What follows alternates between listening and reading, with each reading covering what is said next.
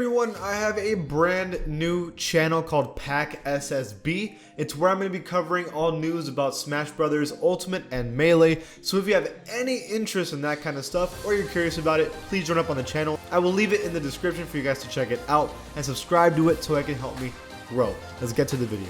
¿Qué pasa to the pack? It is Pack here. I already made the video about the roster update yesterday of NBA 2K22. We had a bunch of changes here and there, and what I do every single time after a roster update is I go to Twitter and check out what are people saying about the roster update, people's most popular opinions, and whether I agree or not. Before the video starts, please be an OG, join the pack, and subscribe. That helps the channel out a lot, so please do that. Let's get the video started with the first topic, and that is that the Grizzlies hate Ja Morant's rating. So this isn't actually on Twitter, this one's on actually Instagram.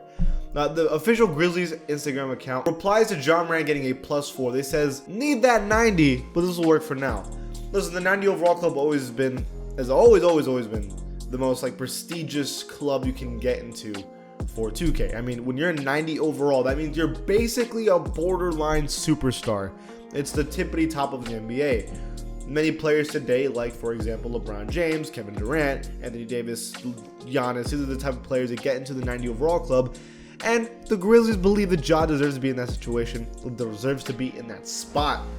I ain't gonna lie to you, the way he's been playing this year, the numbers he's been putting up, I don't disagree at all. In fact, in points per game, Ja Morant's averaging 25 points per game, which would make him 9th in the NBA, and everybody in this group is almost or is in the 90 overall club. So it would make sense for him to be in the 90 overall club. Not only that, his team's actually doing pretty well. He gets a ton of assists. I mean, the writing's on the wall. If Trae Young, right, who's a great playmaker, who can score a lot, is in the 90 overall club, or at least was, then Ja Morant should technically also be in that club. Now the next one is people talking about KarlAnthony Towns.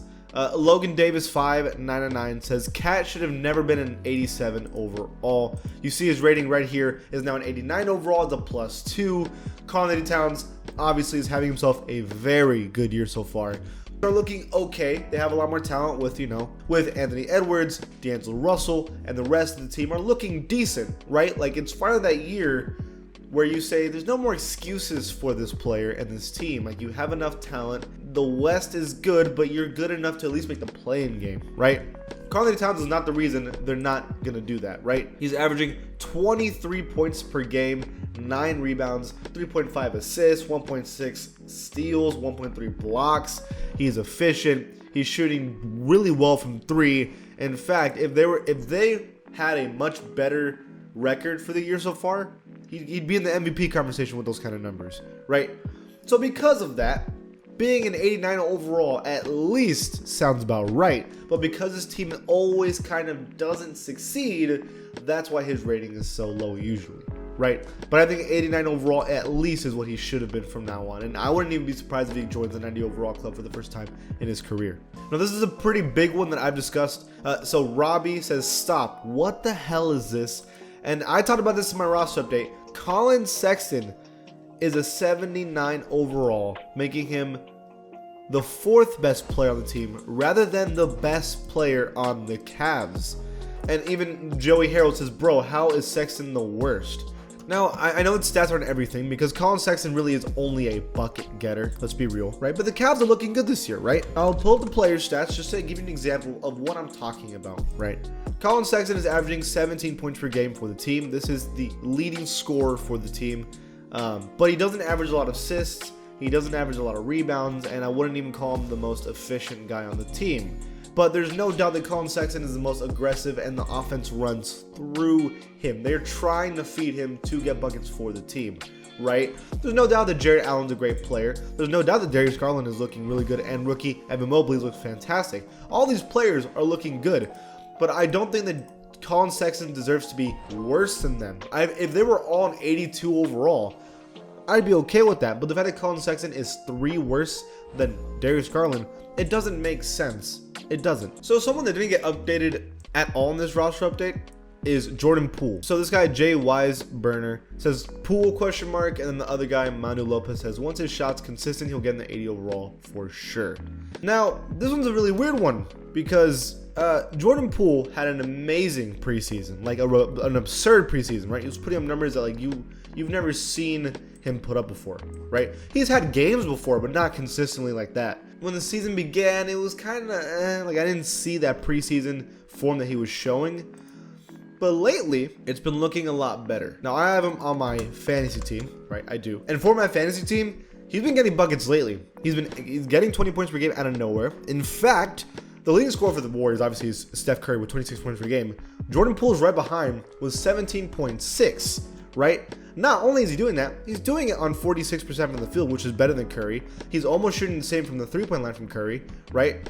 He's been the second best player on this team. I mean, Draymond is the second best player technically, but like in terms of scoring, he's been fantastic. In fact, he's been a godsend for the Warriors because they're 7-1 because they create a little more depth, and Jordan Poole's a major reason for that, right?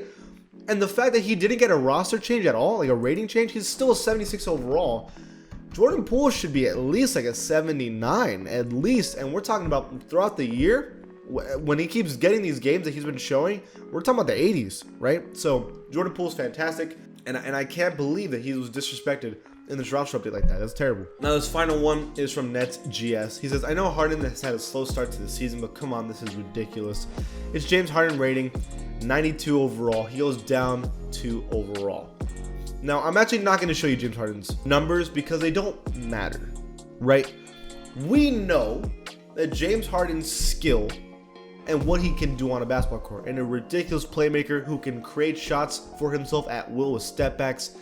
He's an amazing NBA player. We know what he does. We know he's an MVP caliber player. It's just that this season, it's a slow start. Remember that he's in a new environment. There's no Kyrie. The team's a little different this year, and he's trying to figure out where he fits in the role. Once that happens, give him like a month. He's going to be that MVP caliber player that we know he's going to be. Maybe not as usual because, you know, he has Kevin Durant on his team now, but we know he's going to be good. And even though his rating goes down, we know that he has not gone down as a player. We know that, right? Now, those are the major talking points for this roster update. Not too many crazy ones, but I like a lot of them. What do y'all think about all of this? If you have any opinions, leave it in the comments below. Maybe we'll talk about them.